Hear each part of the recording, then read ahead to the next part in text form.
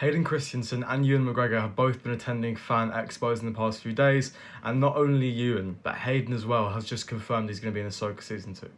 So obviously we got this news a few months ago that Hayden was going to be in Ahsoka Season 2, but now we can actually hear it from him. It's amazing.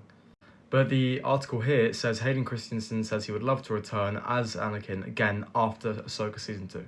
So before I touch on what Anakin could be or what they're going to do with him in Ahsoka Season 2, I want to talk about what they could potentially do with Anakin after. So one of my big issues with Disney Lucasfilm is that they've put a lot of money into pointless projects like Andor, for example, a pretty pointless show when they could have just made a Clone Wars live action show or a Palpatine series, Young Palpatine series, a Plagueis show, Old Republic, anything like that, something much more interesting and valuable to Star Wars lore in my opinion.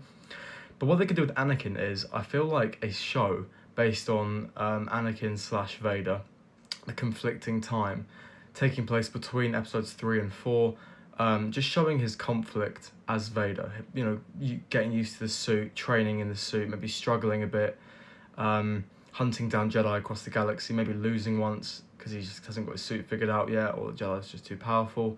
Stuff like that, Palpatine torturing him, all the stuff we saw in the comics. I feel like that would just be peak. Like, that would be so good to get. So theories aside, let's just talk about Anakin's role in Ahsoka Season 2. So in Season 1 of Ahsoka, there's going to be spoilers ahead, so as you know, there's going to be a little warning. So I'll give you time to click off.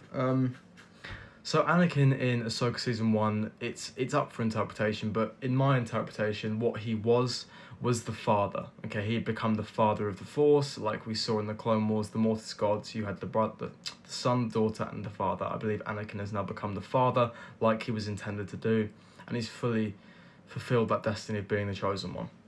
And I feel like in Season 2, we're going to see him training Ahsoka in the world between worlds, taking her through past events, whether that's those two reminiscing on times or just taking her through different battle scenarios so she can learn from her mistakes from the past and train to become a better Jedi / Grey Jedi.